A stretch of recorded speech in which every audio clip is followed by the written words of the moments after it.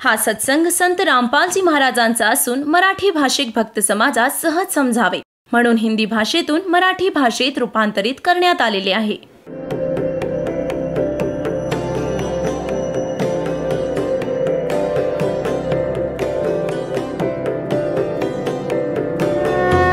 और ज्ञान सब ज्ञान डी कबीर ज्ञान सो ज्ञान और जैसे घोड़ा तोब कायम करता चले मैदान. जगद्गुरु तत्वदर्शी संत रामपालजी महाराजांचे अमृत वचन सर्व पवित्र धर्मांच्या व पवित्र शास्त्रांच्या आधारावर. सतगुरुदेव की जय. बंदी छोड़ कबीर परमेश्वर जी की जय. बंदी छोड़ गरीबदास जी महाराज जी की जय. स्वामी रामदेवानंद जी गुरु महाराज जी की जय हो.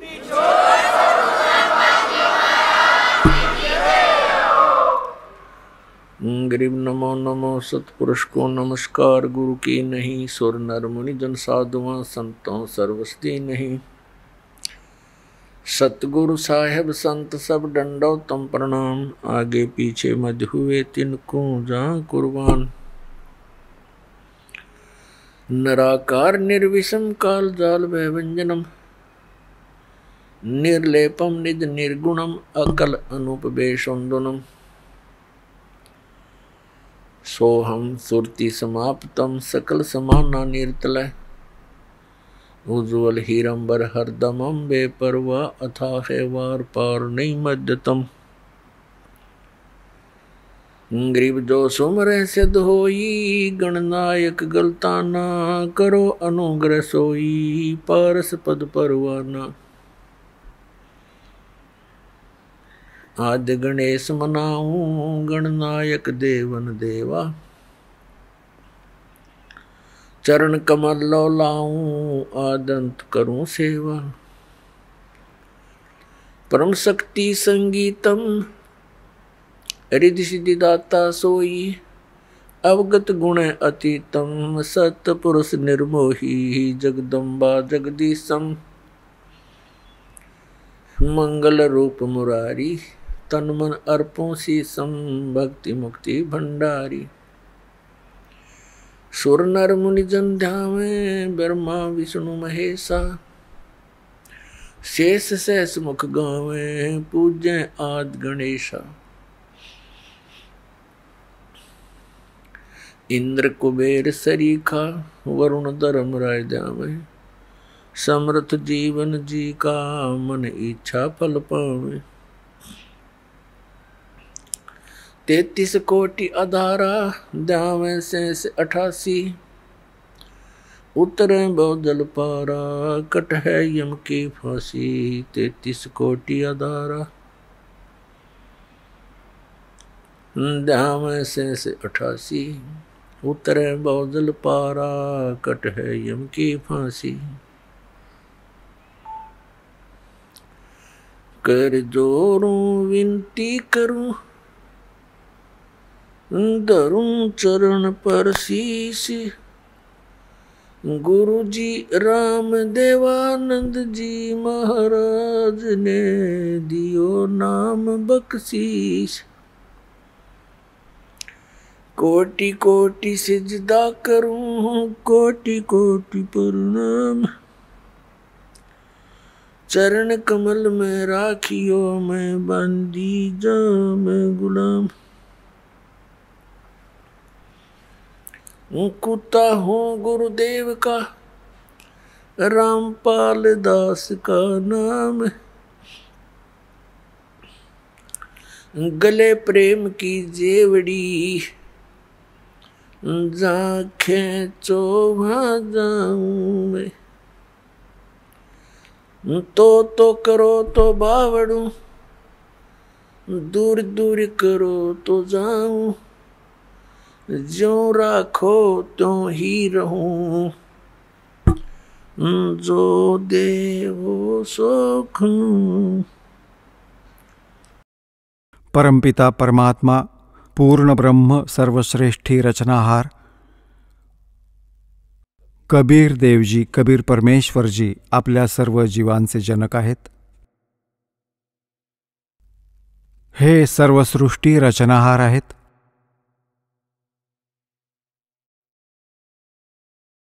आणि आपण सर्व प्राणी जेवढेही या काळाच्या लोकात आपण अडकलेले आहोत, हे सर्व जीव त्याच परमात्म्याचे अंश आहेत. तो आपल्या सर्वांचा मालक आहे, स्वामी आहे. पुण्यात्म्यांनो, सौभाग्य आहे तुमचं. तुमचं मनुष्य जीवन अशा काळात आहे ज्यावेळी परमात्म्याने या यथार्थ ज्ञानाच्या प्रचाराचा आदेश दिला आहे. आणि हा मोक्ष मार्ग आहे. आता ही मोक्षाची वेळ आहे. ही ती वेळ आहे जिला आपण मोक्षाची वेळ म्हणू शकतो. ही कलियुगाची मधली पिढी आहे. पहिली पिढी, प्रथम चरण, जेव्हा परमात्मा कबीर देवजी, कबीर साहेबजी काशीत विणकराची भूमिका करण्यास आले होते, ते प्रथम चरण होते. मग परमात्म्याने सांगितले होते की जेव्हा मधल्या पिढीची वेळ येईल तोपर्यंत हे मूळ ज्ञान आणि मूळ मंत्र्यांना म्हणजेच सतनाम आणि सारनाम सार्वजनिक करायचे नसून गुप्त ठेवायचे. याचं कारण तुम्हाला आधीही सांगितलं आहे. याचं कारण हे होतं की काळ भगवानाने परमात्म्याच्याच लेकरांना, त्या परमेश्वराच्याच लेकरांना मिसगाईड करून आपला स्वार्थ साधला आहे, त्यांना संतपद देऊन. कारण ते पूर्वजन्मीचे पुण्यकर्मी जीव असतात जे गुरुपद प्राप्त करतात. आणि हा त्यांच्या पूर्वजन्मीच्या भक्तीच्या कमाईचा नाश करतो गुरुपदी बसवून, आणि दोषी अपराधी करतो परमात्म्याच्या त्या भोळ्या जीवांना चुकीचा रस्ता दाखवून. आता पुण्यात्म्यांनो, एखादी व्यक्ती कोणी जात असेल वाटसरू म्हणजे रस्त्यावरून, आणि त्याने एखाद्या व्यक्तीला विचारलं आपलं गंतव्यस्थान, आणि ज्या व्यक्तीला तो विचारतो तो म्हणतो असं आहे की मी इथल्या सर्व भागाशी परिचित आहे, आणि तो चुकीची दिशा दाखवतो, आणि ती व्यक्ती त्याच्यावर विश्वास ठेवते पांथस्थ की हा म्हणत आहे की मला इथली सर्व माहिती आहे. त्यामुळे तो चुकीच्या दिशेला जाऊन आपल्या मुक्कामी स्थानाच्या विरुद्ध दिशेला जातो. त्यामुळे तो किती दुःखी होतो, त्या व्यक्तीला किती चांगली व्यक्ती मानायचं की वाईट हे तर ज्ञात आहे. आज हीच दशा या नकली गुरु आणि पंथांची, मंडलेश्वर आचार्य आणि शंकराचार्य अशा परमधन्यांची आहे. आपले सद्ग्रंथ एक सांगतात, हे आपल्याला दुसरं सांगतात. तर पुण्यात्म्यांनो, काळाकडून हे अध्यात्मज्ञान इतकं गुंतागुंतीचं केलं जातं, ते सोडवण्यासाठी स्वतः परमेश्वर येतात सतलोकातून चालत. तर तो परमात्मा आजपासून 600 वर्षांपूर्वी काशी शहरात सन 1398 पासून आणि सन 1518 पर्यंत 120 वर्ष राहून या अध्यात्मज्ञानाचं वर्णन करत असत, ऐकवत असत. परंतु आपण अशिक्षित होतो, आपले पूर्वज अशिक्षित होते. ज्यामुळे आपण परमात्म्याचे हे यथार्थ ज्ञान ग्रहण करू शकलो नाही. कारण आपले जे धर्मगुरू होते ते संस्कृत भाषेचे विद्वान मानले जात होते आणि त्यांना 4ही वेद कंठस्थ पाठ सुद्धा असायचे, ज्यामुळे त्यांना चतुर्वेदी संबोधलं जायचं. ज्यांचे 3 वेद पाठ असायचे त्यांना त्रिवेदी म्हटलं जायचं.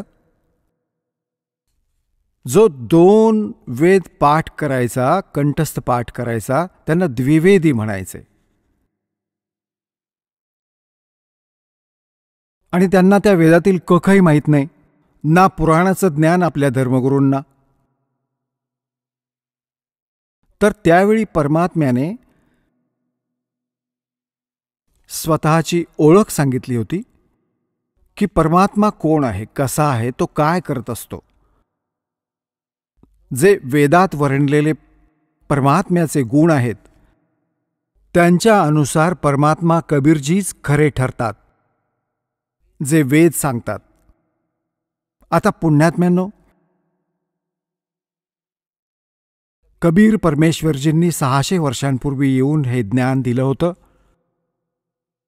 की तुम्ही इथले रहिवासी नाही आहात, तुमचं हे निजस्थान नाहीये आणि इथे तुम्ही काळाच्या जाळ्यात अडकलेले आहात.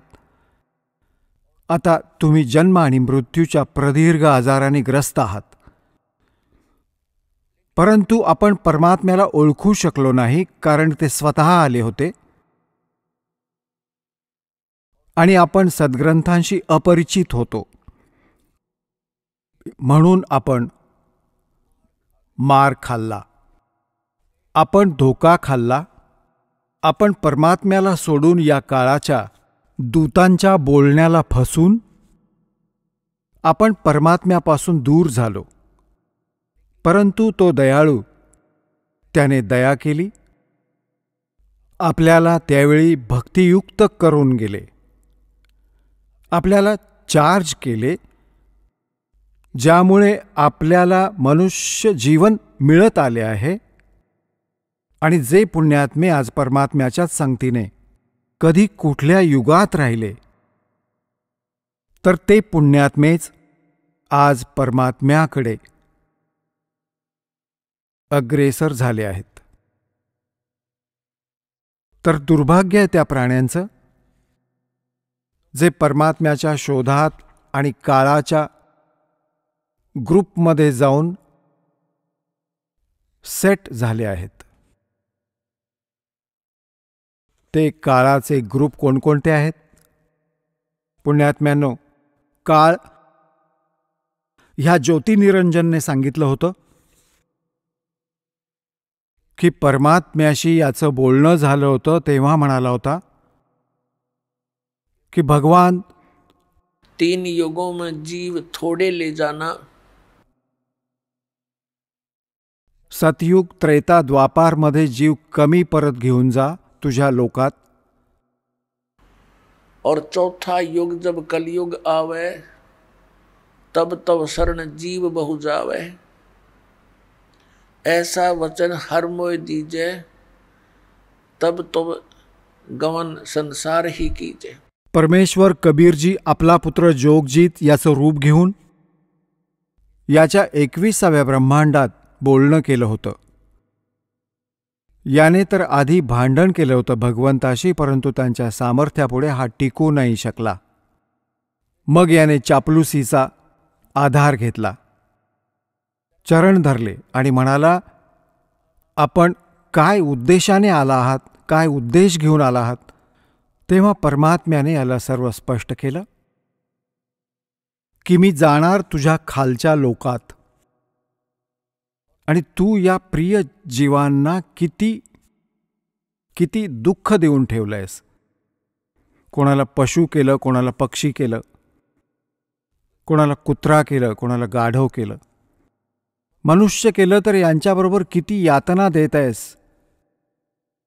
मी या जीवांना जाऊन सांगणार आहे की तुम्ही ज्या लोकात राहत आहात हा काळाचा लोक आहे. तुम्ही सतलोकातील रहिवासी आहात आणि सतलोकात जाण्याचा जो मंत्र आहे तो माझ्याकडे आहे. तो त्यांना देईन, मग हे सतलोकात येतील. मग तर मग याला काळजी वाटू लागली. आधी तर परमात्म्याबरोबर भांडण करून पाहिलं, परंतु परमात्मा म्हणाले की धर्मदास नावाचे एक महापुरुष जे परमात्म्यांच्या त्या प्रिय आत्म्यांपैकी आहेत, ज्यांना भगवंत भेटले होते, तेव्हा त्याला सांगितलं की धर्मदास, जेव्हा याची पॉवर नाही चालली माझ्यावर, त्याने अटॅक केला. मी श्वासाचं स्मरण केलं, सतनामाच्या श्वास उच्छ्वासाचं स्मरण केलं, ज्यामुळे काळ खाली जाऊन पडला खूप दूर पाताळात. पुण्यात्म्यांनो, परमात्मा कबीरजी आपल्याला सतर्क करतात. तुमच्यावर कधी कोणतं संकट आलं तर सतनामाचं स्मरण त्वरित सुरू करा, हा अभ्यास करायला लागा. ना यमाचे दूत जवळ येतील, ना काळ जवळ येऊ शकेल. लगेच जर आलाच तर खूप लांब निघून जाईल, तुम्हाला काही हानी पोहोचवू नाही शकणार. तर त्यावेळी परमात्म्याने हेच सांगितलं की त्यावेळी मग दृश्य पाहिलं की यांच्याजवळ खूप शक्तिशाली मंत्र आहे.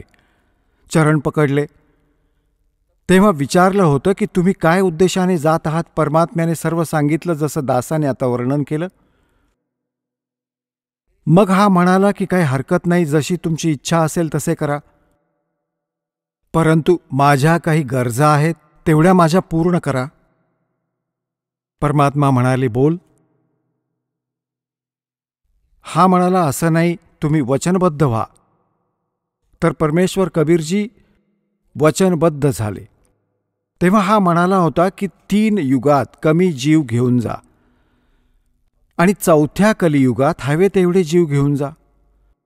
आणि परमात्मा एक दया करा, अजून आपण आपलं ज्ञान देऊन घेऊन जा. आपल्या ज्ञानाला स्वीकारेल तो तुमचा, माझ्या ज्ञानाचा स्वीकार करेल तो माझा. त्यांना जबरदस्तीने घेऊन जाऊ नका. परमात्म्याला सर्व माहीत होते की बळपूर्वक जर घेऊनही जाऊ शकत असलो मी, पण हे थांबणार नाहीत तिथे, कारण त्यांची आस्था इथे प्रस्थापित झाली आहे. आधी यांची आस्था संपवेन, यांना असे ज्ञान देईन कलियुगामध्ये आणि प्रमाण दाखवेन की मग आपोआप यांची सतलोकासाठी रुची निर्माण होईल. आता पुण्यात्म्यांनो, तेव्हा काळाला जेव्हा कळाले की सारी वचनं मान्य केली आहेत, तेव्हा म्हणू लागला, जाओ जोग जीत संसारा और जीव न माने कहा तुम्हारा. 12 पंथ करूं मैं साजा, नाम तुम्हारा ले करूं आवाजा. इन 12 पंथ नाम जो ले ही, सो हमरे मुख आन समोही. और अनेक पंथ चलाऊं, या विद जीवों को बरमाऊं. देवळाला म्हणतात. देवल तीर्थ और देव पूजाऊं, और तीर्थ व्रत और नकली जप तप मन लाऊं. यात भ्रमित करून टाकेन. और जाओ जोग जीत संसारा, फिर जीव न माने कहा तुम्हारा. जीव तुम्हारा कहा न माने, हमरी ओर हो बाद बखाने. आमचे वकील होतील ते काळाचे, जी तुझी लेकरं आहेत, त्यांना एवढं मिसगाईड करून टाकीन. स्वतःचे दूध पाठवून 12 नकली पंथ आणि त्यानंतर अजून पंथ अनेक चालवेन. इसविद जीवों को भरमाऊं. तेव्हा परमात्मा म्हणाले की ठीक आहे, तू तुझी सर्व कामं करून घे. जेवढे डाव तू लावशील काळ, परमात्मा म्हणाले होते की जेव्हा कलियुगाची 5505 वर्ष सरतील, तेव्हा मी माझा अंश पाठवेन. प्रथम तर परमात्मा म्हणाले होते की मी स्वतः येईन. त्यांची मर्जी आहे, ते स्वतः येतील किंवा त्यांचा प्रतिनिधी पाठवतील, एकच गोष्ट असते. तर पुण्यात्म्यांनो, या काळाने कबीर पंथामध्ये देखील अनेक नकली पंथ चालवले आणि कोणाकडेही नाम नाही, कोणाकडेही ते परमात्म्याचं विधान नाही, ज्ञान नाही. आता एक जसे या 12 पंथांच्या बाबतीत तर तुम्हाला अनेक वेळा दाखवलंय. एक अजून पंथ आहे कबीर पंथामध्ये, जे स्वतःला पारखी म्हणवतात, जे स्वतःला पारखी संत म्हणवतात. आणि ते कबीर परमेश्वरजींना आपल्या पंथाचे म्हणजे कधी या पारख पंथाचा प्रमुख मानतात. आणि ते केवळ परमात्म्याद्वारे बोलली गेलेली वाणी, ज्याला एक बीजक ग्रंथ म्हणतात, कबीर बीजक, त्या वाणीला हे पारखी संत खरे मानतात. आणि म्हणतात की कबीर साहेबांनी ही जी वाणी सांगितली आहे ती अगदी सत्य आहे, ही बीजकमध्ये लिहिली आहे. आता पुण्यात्म्यांनो, आता हे यथार्थ ज्ञान परमात्म्याच्या लेकरांपर्यंत पोहोचत आहे. या चॅनेल्सच्या माध्यमातून, सीडीच्या माध्यमातून, पुस्तकांच्या माध्यमातून. आणि हे देखील सिद्ध होत आहे कारण बुद्धिमान समाज आहे. आज कोणी बालक नाहीये. आत्तापर्यंत या पुण्यात्म्यांना हे समजलेच नव्हते की ज्यांना आपण संत मानत आहोत ते संत नाही, असंत आहेत. ह्या तर तुमच्यापेक्षाही खालच्या दर्जाचं ज्ञान असणाऱ्या व्यक्ती होत्या, कारण यांनी ती भक्ती देखील थांबवली ज्यातून थोडाफार लाभ झाला असता. जसे घराघरात ज्योत तेवायची जी हवन यज्ञाचं कार्य करायची, हे राधास्वामी पंथ, धनधन सद्गुरू पंथ, जय गुरुदेव पंथवाले, तेही बंद केले. आणि काय म्हणतात की आम्ही तर आत ज्योती पाहू, आत पाहू, आतील ज्योती तेवू. हे काय खाक ज्योत लावणार जे 5ही नामे काळाची जपतात आणि दिशाभूल करून ठेवली आणि सतलोकात जायच्या गोष्टी करतात. हा तुमचा गजबच आहे. आता पुण्यात्म्यांनो,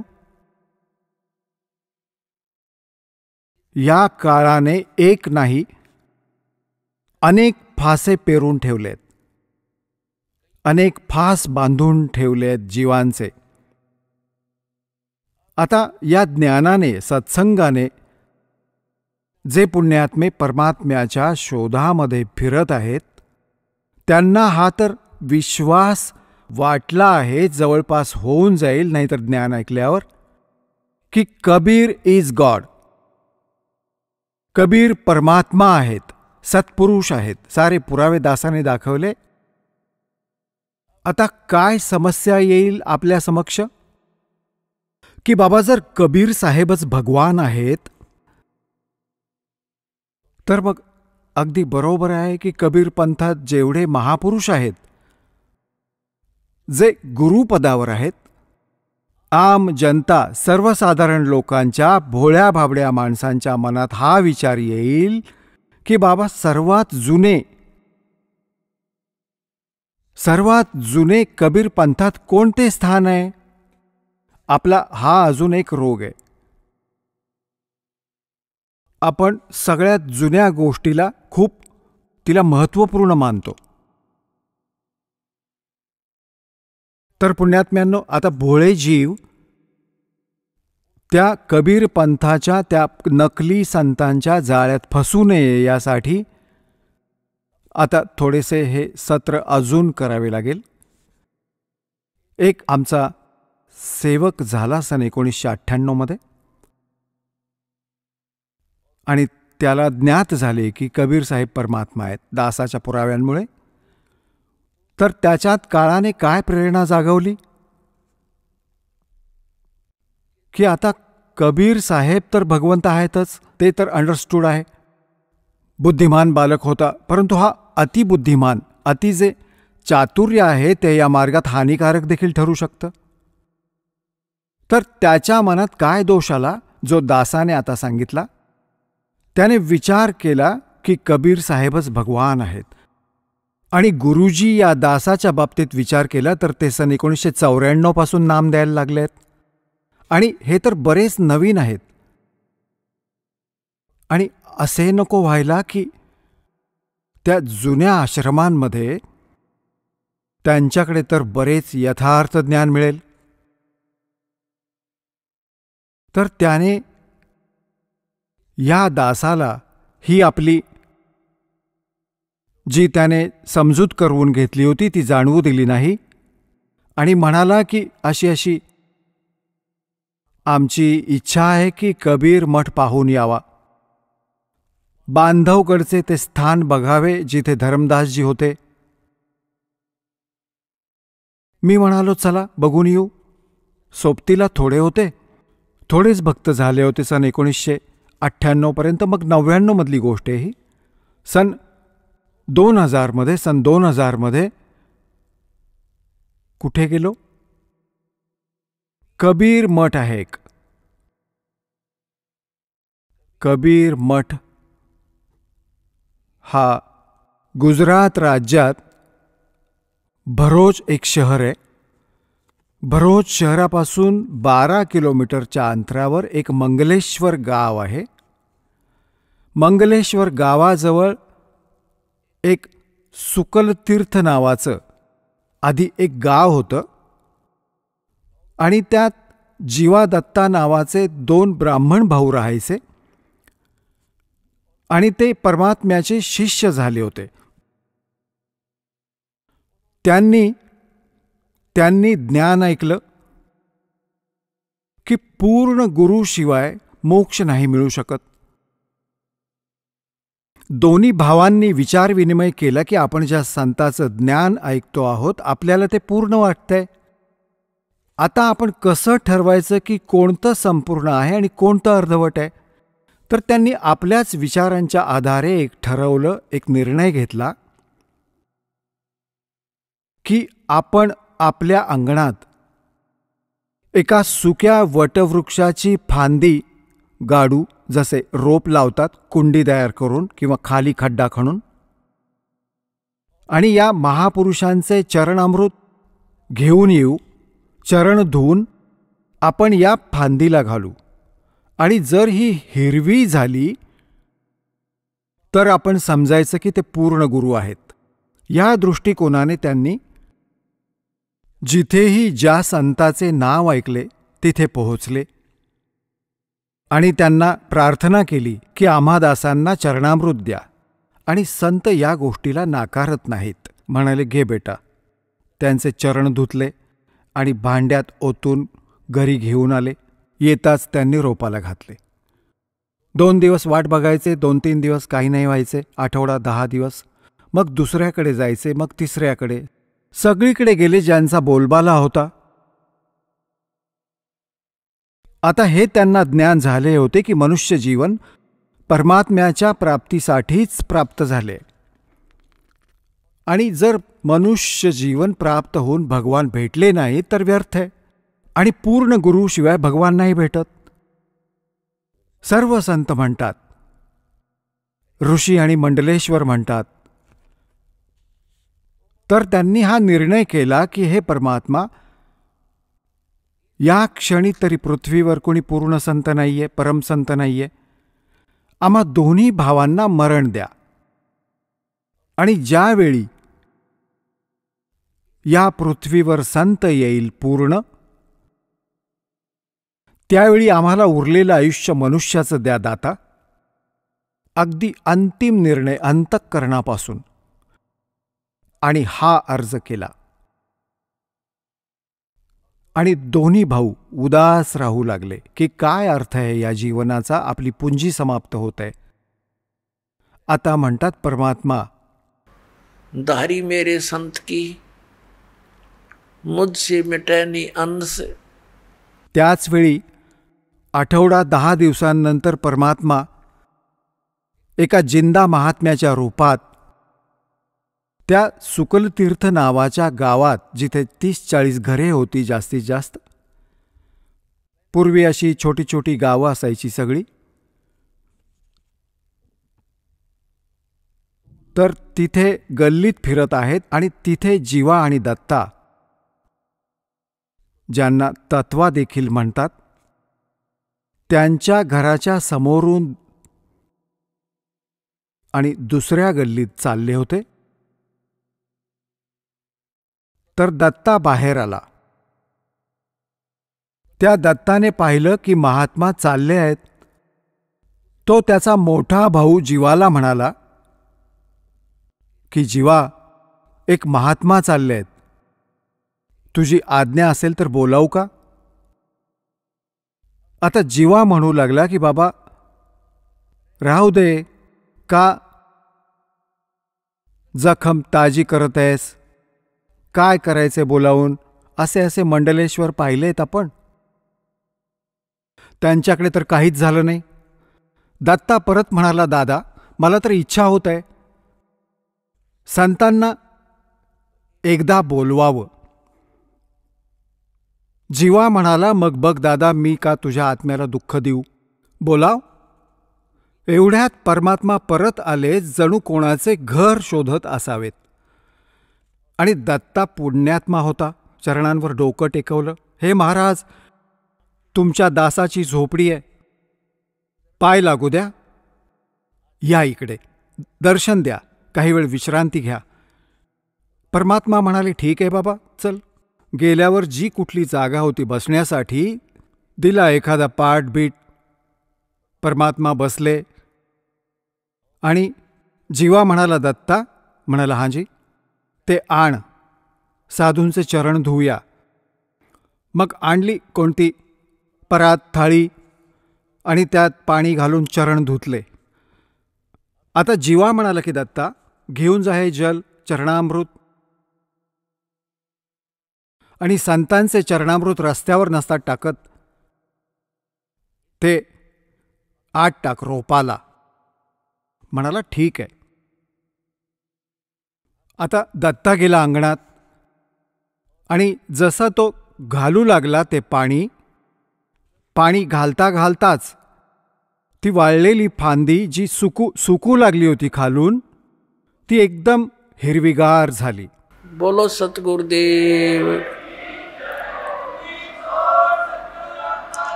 आता दत्ता म्हणाला, जीवा, या इकडे धावत, ये एकदा, लवकर ये. आता जीवा गेला. काय झालं? परमात्मा आले. हे तर मालक आले, भगवान आले. बघा, हे एकदम हिरवीगार झाली फांदी. वटवृक्ष म्हणजे वडाची फांदी सुकलेली होती. दोघा भावांनी एक एक चरण पकडले.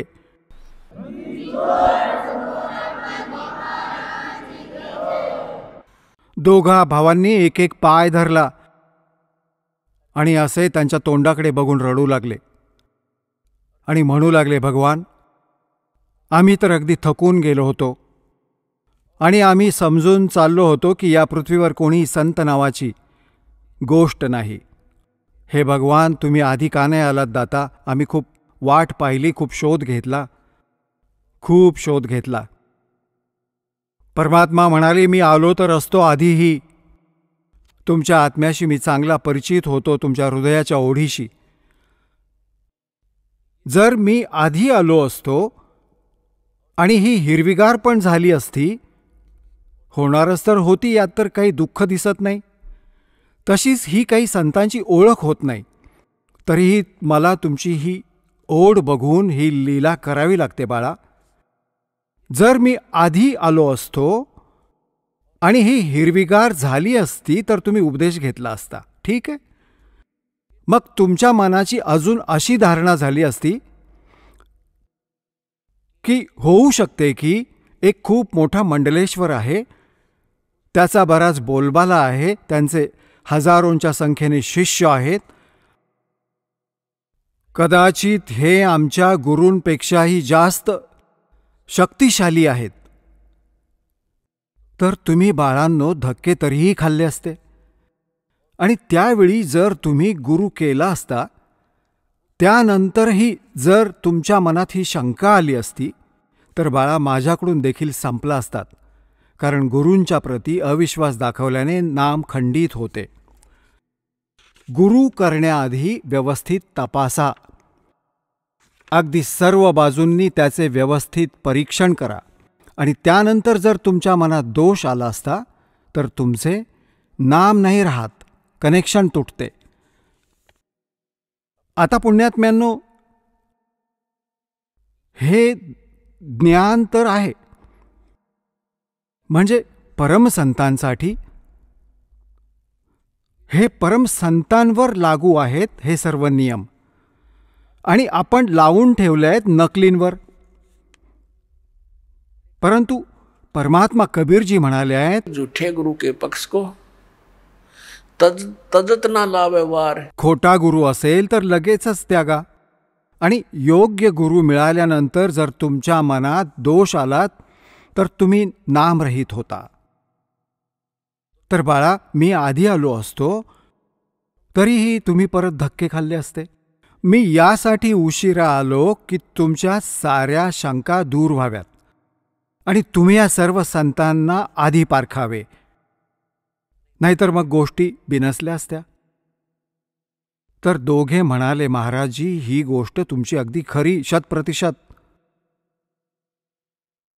कारण की तुम्ही तर एकदम साधारण व्यक्ती आणि त्यांचा बोलबाला आम्ही किती पारखून पाहिले, त्यांच्याकडे ही शक्ती नव्हती. मग परमात्मा म्हणाले की बेटा, हेच फक्त एक उदाहरण नसावं. संतांची ओळख या एका मुद्द्याने नाही होत. संतांची ओळख त्यांच्या ज्ञानाने होते. आता ऐका, मी तुम्हाला ज्ञान ऐकवतो. परमात्म्याने मग त्यांना अनेक दिवस आपल्याद्वारे रचलेल्या सृष्टीचं ज्ञान दिलं. तर सांगण्याचा अर्थ हा आहे की तिथे जी सुकलेली फांदी लावली होती, कबीर परमेश्वरजींच्या चरणामृताने जी हिरवीगार झाली होती, त्या फांदीने एका खूप मोठ्या वटवृक्षाचं रूप धारण केलं. आता ते संपूर्ण मंगलेश्वर गावही तिथून नामशेष झालं, इकडे तिकडे जाऊन वसलं, कारण की ते एका बेटासारखं आहे आणि त्या बेटाला नर्मदा नदीने आपल्या दोन्ही बाजूंनी, चोहोबाजूंनी घेरलेलं आहे. तिथे नर्मदा नदी, नर्मदा सरिता 2 भागांमध्ये विभागली जाऊन मग पुढे पुन्हा एक होऊन मग समुद्राला मिळते. तर तिथे एक बेट झालं होतं, तिथे बेट होतं ते मंगलेश्वर गाव. तर आता तिथे कोणी नाही राहिलं, ते बेटामध्ये रूपांतरित झालं, त्यामुळे तिथून बाहेर येऊन वसले. तिथे एकटा तो वटवृक्ष राहिला. त्या वटवृक्षाबद्दल म्हणतात की जवळजवळ 900 एकरात तो विस्तारला, वाढला. जवळजवळ 600 वर्ष पुराणा तो वटवृक्ष आज देखील विद्यमान आहे, जीर्ण शीर्ण होत आहे. त्याला तो जवळजवळ 1.5-2-3 एकरात अजूनही आहे.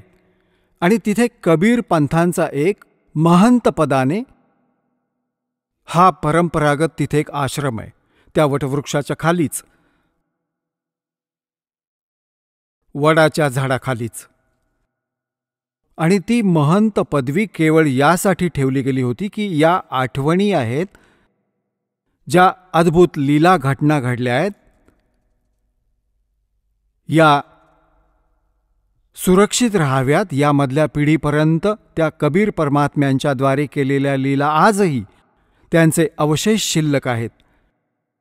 तर पुण्यात्म्यांनो, तो वटवृक्ष बघण्यासाठी आम्ही गेलो. आधी आम्ही गेलो बांधवगडला. बांधवगडमध्ये काही नाही मिळाले. तिथे त्यांचा धरमदासजींचा मुलगा होता, नारायणदास. तो परमात्म्यांच्या शरणी नव्हता आला. मग कबीरदासजींनी आदरणीय धरमदास साहेबजींना आपल्या कृपेने 60 वर्षांचं वय झालं होतं त्यांचं, धरमदासजींचं, तेव्हा एक संतान, एक पुत्र दिला होता. त्या पुत्रामुळे त्यांचा वंश वाढला होता आणि त्या पुत्राशी मोठा मुलगा नेहमी विरोध ठेवत असे. त्याच्याशी नेहमी जो आहे ना वाद घालायचा. त्याने तिथून सोडलं होतं बांधवगड. दुसऱ्या लहान मुलाने कुठे दुसरीकडे निघून गेला होता, कुद्रमाल वगैरे नाव आहे MP मध्ये. तर बांधवगडला तो आमच्या सोबत होता, तो आमचा सेवक. त्याने नंतर सांगितल्या दासांना या सर्व गोष्टी. तर त्याने जाऊन बांधवगडला एक महात्म्यासारखे कोणी दिसत होते त्यांना विचारलं. स्वतंत्रपणे चर्चा करून ज्ञानाबिनाच्या गोष्टी केल्या. मग आम्ही तिथून निघालो वटवृक्ष बघायला. आम्ही वटवृक्षापाशी पोहोचलो तर तिथे एक महंत होते. अशी गादी टाकलेली होती आणि झोक्यावर बसले होते ते, आणि एक दोन त्यांचे सेवक होते, त्यांना झुलवत होते. तर त्यांच्याशी त्यांनी एकांतात चर्चा केली. आम्ही कुठे इकडे आपलं तिकडे बसलो होतो. त्यांना विचारलं की सारनाम काय आहे, सतनाम काय आहे. तो म्हणू लागला की बाबा मला तर काही माहिती नाही. माझ्या मामाजींचं दुकान होतं, माझे मामा राहत असत तिथे महंत. त्यांचा तर मृत्यू झाला. माझे तर लाकडाचं दुकान होतं, मला इथे बसवलंय. मला नाही ठाऊक इथे काय आहे. हो, एवढं नक्की आहे की त्या वटवृक्षाच्या बाबतीत त्यांना माहिती होतं, बाकी सारनामाच्या बाबतीत मला नाही ठाऊक. असं तिथे बांधवगडला त्या संतांना विचारलं. त्यांनी हेच उत्तर दिलं. कोणी काही सांगितलं, कोणी काहीच नाही सांगितलं. हा मंत्र आहे, तो मंत्र आहे. मग आम्ही पोचलो. बाकी अनेक ठिकाणी गेलो. मोठे मोठे जे कबीरपंथीचे होते, तर सगळीकडे फिरून आम्ही परत आलो. म्हणालो चल बाळा बघून येऊ, परमात्म्याचं स्थान आहे, चांगली गोष्ट आहे. मग येऊन त्याने सांगितलं, म्हणू लागला की ही यात्रा माझ्यासाठी वरदान सिद्ध झाली. मी म्हणालो की बाबा अशी काय गोष्ट आहे सांग. की मी इतका नालायक आणि नीच माणूस आहे, त्याने त्याची सगळी चूक कबूल केली. की मी हा विचार केला होता की कबीर तर परमात्मा आहेतच आहेत, कबीरजी, यात तर काही शंका कुशंका नाही, सर्व पुरावे तुम्ही दाखवलेत. तर माझी ही शंका होती की जर कबीरजी भगवान आहेत तर त्यांच्या पूर्ण पद्धतीने कबीर पंथाचे जे सर्व साधू संत आहेत ते तर परिपक्व असतील, अगदी ज्ञानी असतील, परिपूर्ण असतील. मी म्हणालो की बाबा काय बघितलंस. मी म्हणालो बाळा जर हे परिपूर्ण असते तर दासाला एवढं ओझं वाहण्याची काय गरज होती, काय गरज होती हा संघर्ष करण्याची.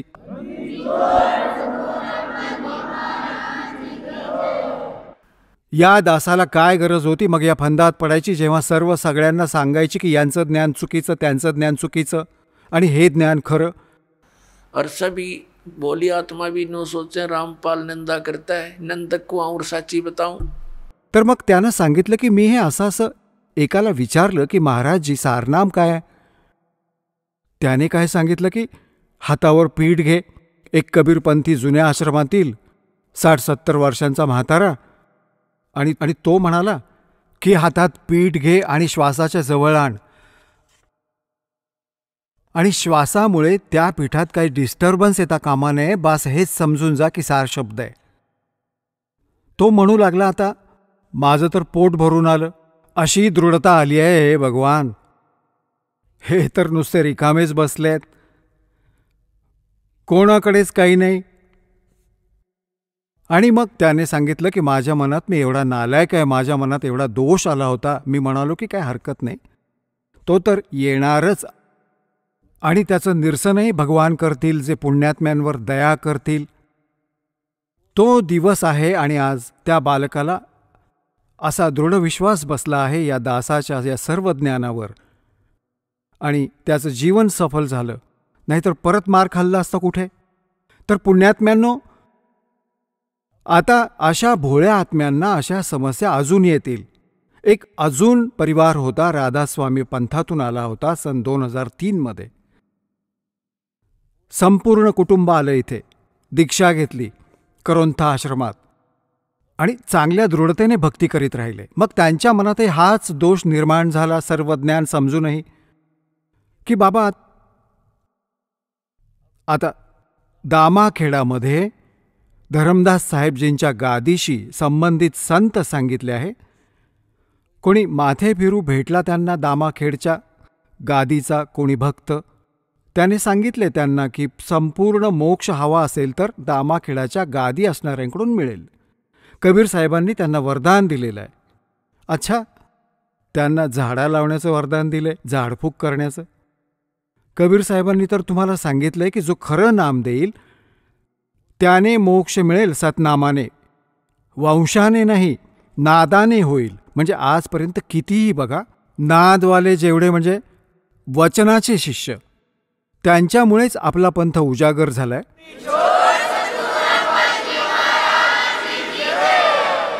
चला आता आपण त्या श्रद्धाळूंचे अनुभव जाणून घेऊयात ज्यांनी जगद्गुरू तत्वदर्शी संत रामपालजी महाराजांकडून नामदीक्षा प्राप्त केलेली आहे, तसेच त्यांच्याद्वारे सांगितलेल्या भक्ती मार्गावर चालत आहेत. नमस्कार. नमस्कार. आपलं नाव? ममता जगजितसिंह रोहिला. आपण कुठून आलात? मी अमरावती, महाराष्ट्र अमरावती इथून आली आहे. आपला व्यवसाय काय आहे? मी पहिले टेलरिंग काम करत होती, लेडीज टेलर. आता मी त्याच्यासोबतच टी शर्ट प्रिंटिंगचं पण काम करते.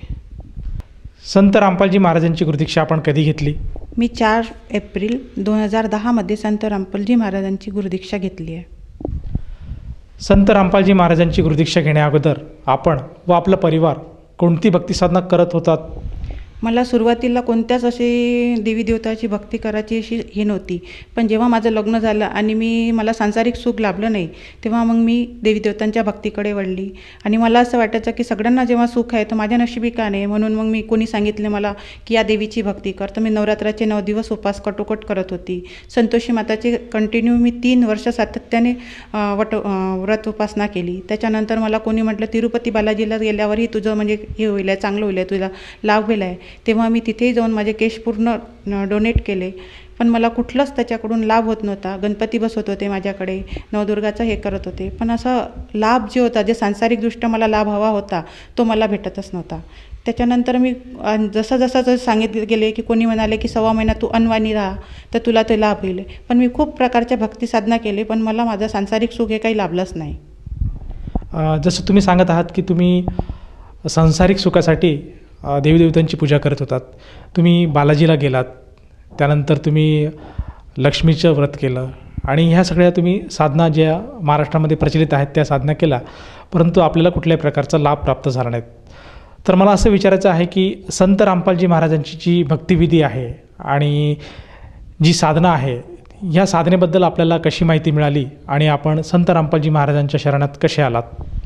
माझी नणद बरवाला येथे राहत होत्या. त्या संत रामपालजी महाराजांची 2006 जुळल्या होत्या.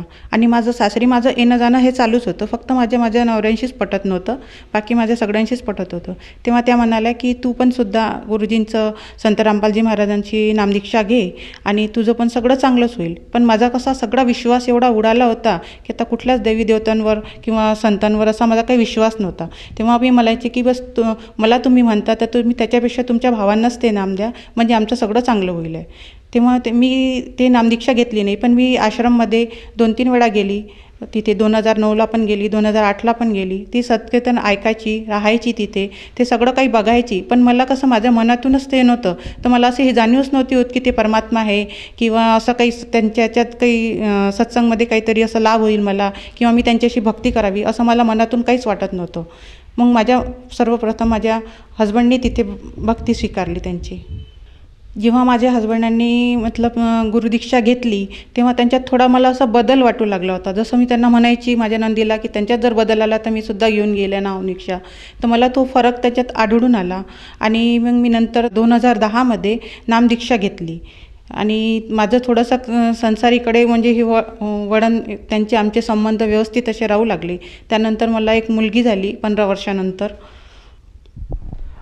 जसं तुम्ही सांगत आहात की सर्वप्रथम तुमच्या मिस्टरांनी नामदान घेतलं आणि त्यांच्या व्यवहारामध्ये आपल्याला बदल आढळला, ते व्यवस्थित आचरण करायला लागले आणि संत रामपालजी महाराज जे शिकवण देतात त्यानुसार त्यांनी त्यांचे आचरण घेतलं आणि त्या अनुषंगाने आपणसुद्धा संत रामपालजी महाराजांशी जुडल्यात. तर आपल्या परिवाराने जेव्हा संत रामपालजी महाराजांकडनं जी भक्ती स्वीकारली, या भक्ती केल्यामुळे आपल्याला व आपल्या परिवाराला काय काय लाभ प्राप्त झालेत? हां, मी जेव्हा गुरुसाधना शिकाली त्याच्यानंतर मी मंत्रजप वगैरे करायला लागली. मनापासून करत होते, कारण की मला लाभ असा लाभतच होता. माझ्या मिस्टरांचा स्वभाव थोडासा फरक पडला होता. तो मला खूप म्हणजे आला, कारण की मी एवढ्या वर्ष एवढी देवीदेवतांची भक्ती करत होते. आज 15 वर्ष मी त्यांची भक्ती केली, त्यांच्यापासून वेगळे झाले, पण मला असा कुठंच काही लाभ झाला नव्हता. पण रामपालजी महाराजांचे जेव्हा मी मंत्रजप करायला लागली, माझ्या मिस्टरांनी करायला लागली, तेव्हा आमच्या याच्यात थोडीशी सुधारणा होऊ लागली. त्याच्यानंतर मला 3 महिन्यानंतर मी नामदीक्षा घेऊन झालेच होते. तर मला मी असं धुणं धुत होते आणि वरती अशी कपडे टाकायला गेले, तेव्हा मला जोराचा करंट लागला. त्या तारमध्ये पूर्ण विद्युत प्रवाह होता आणि शेवटी मी ते असं हे झालं होतं की आता माझा प्राण वाचणार नाही. मी खूप असा म्हणजे माझ्या जीवाशी जे झुंज चालू होती, शेवटी माझ्या तोंडातून हे निघालं की हे गुरुदेव मुझे बचाव. आणि आता असं मला वाटत होतं की आता मी वाचणारच नाही. ते मी जेव्हा असं म्हटलं की हे गुरुदेव मुझे बचाव, त्याच क्षणी माझा तो करंटचा जो मला त्रास होत होता तो अगदी संपला.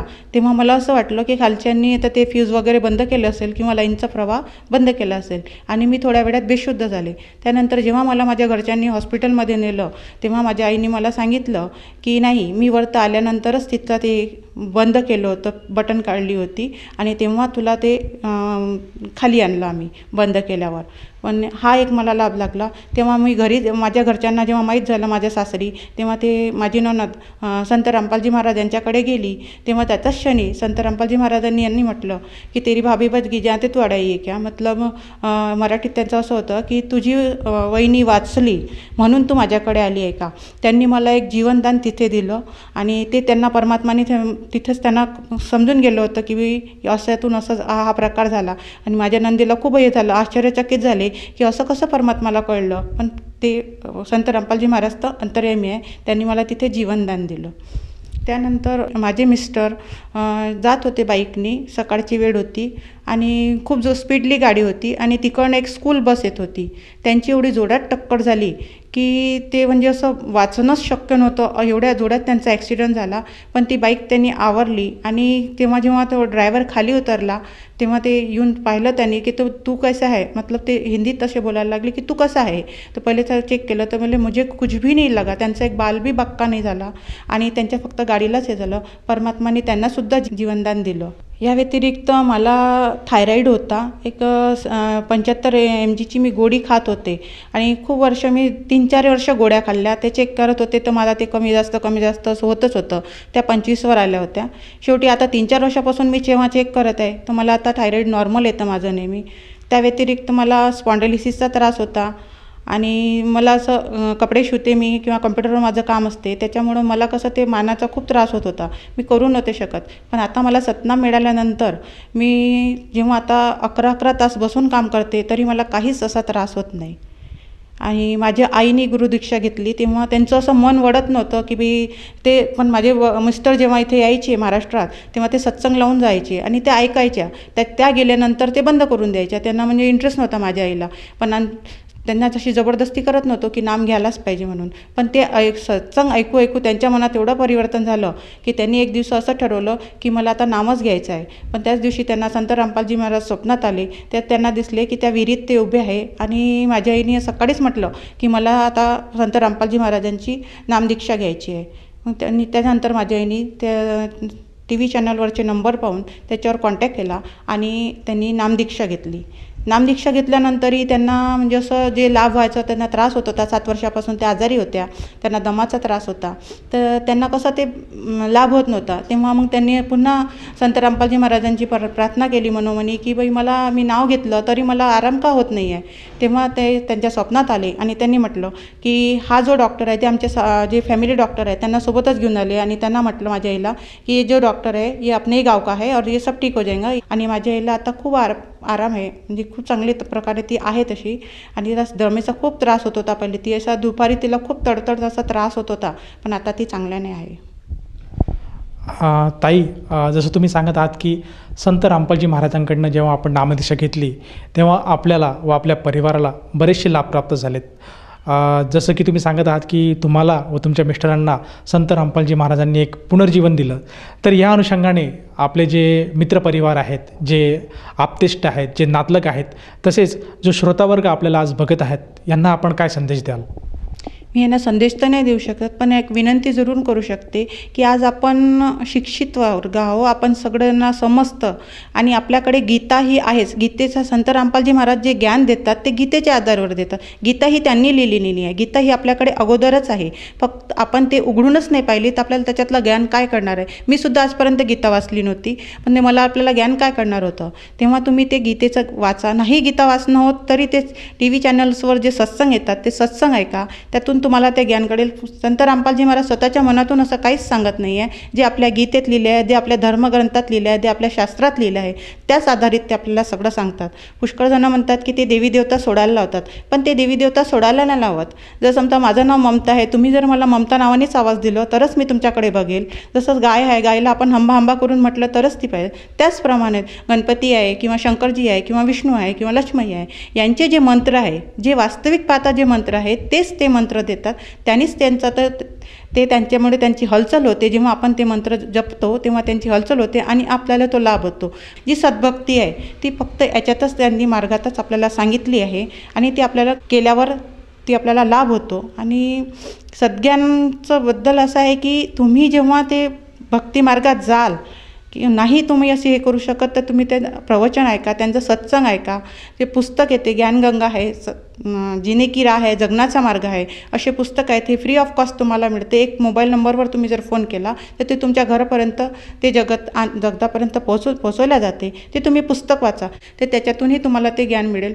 ते ऐकल्यावर तुम्हाला आपोआपच कळेल की आपण जी भक्ती करत होतो ती चुकीची आहे. कुठल्याच धर्मशास्त्रात लिहिलं नाही आहे की तेरवी करा, दसवा करा किंवा श्राद्ध करा, पित्तर हे करा. हे तुम्ही जे आपण करत आहोत ते एकामेकाच्या देखासिकी करत आहोत, कोणाचं पाहिलं म्हणून आपण करत आहोत. म्हणून हे जे सगळ्या रीतिरिवाज हे सगळे आहे ते आपल्या मनुष्यानीच बनवलेले आहे. कुठल्याच धार्मिक याच्यात पुस्तकात आणि याच्यात असं लिहिलेलं नाही आहे. म्हणून माझी हीच एक विनंती आहे की तुम्ही हे सगळं ज्ञान वाचा, ऐका आणि त्यानंतरच तुम्ही ते सद्भक्तीकडे वळा आणि रामपालजी महाराजांच्या शरणात या. जसं तुम्ही सांगत आहात की संत रामपालजी महाराजांचा मार्ग हा शास्त्रोक्त भक्तीचा आहे आणि त्याच्यामध्ये जी भक्ती साधना दिली आहे ती शास्त्रांच्या आधारावर आहेत आणि जर ही सद्भक्ती केली तर आपल्याला बरेचसे लाभ प्राप्त होतात. तर या अनुषंगाने जर कोण्या साधकाला संत रामपालजी महाराजांची नामदीक्षा किंवा गुरुमंत्र घ्यावायचा असेल तर ती व्यक्ती नामदीक्षा किंवा गुरुमंत्र कसा घेऊ शकेल? आपण जेव्हा आता हे TV चॅनलवर सत्संग ऐकत असतात तेव्हा खाली असे नंबर फ्लॅश होत असतात.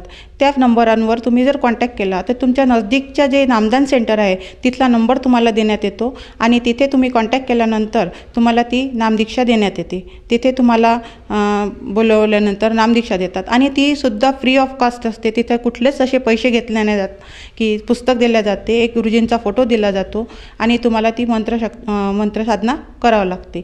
आणखी एक अनुषंगाने मी एक हे तुम्हाला बोलू इच्छिते की जसं तुम्ही माझा इंटरव्ह्यू पाहत असाल असंच माझ्याकडे मी ज्यांचं काम करते ते सत्संग चालू असताना यायचे आणि असाच इंटरव्ह्यू चालू असताना ते म्हणत होते की हे जे सगळे आहे ते हे पैसे देऊन तुम्ही म्हणजे इंटरव्ह्यू करतात.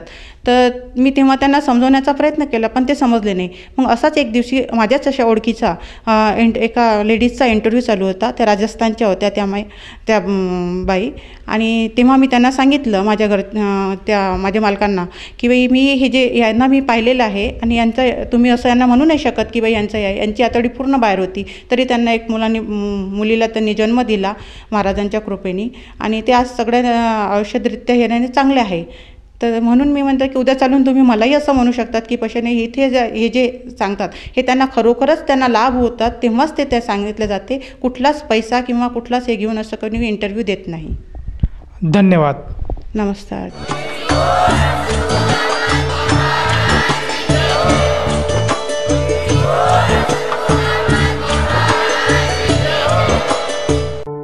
आपण ऐकत होता जगद्गुरु तत्वदर्शी संत रामपालजी महाराजांचे मंगल प्रवचन.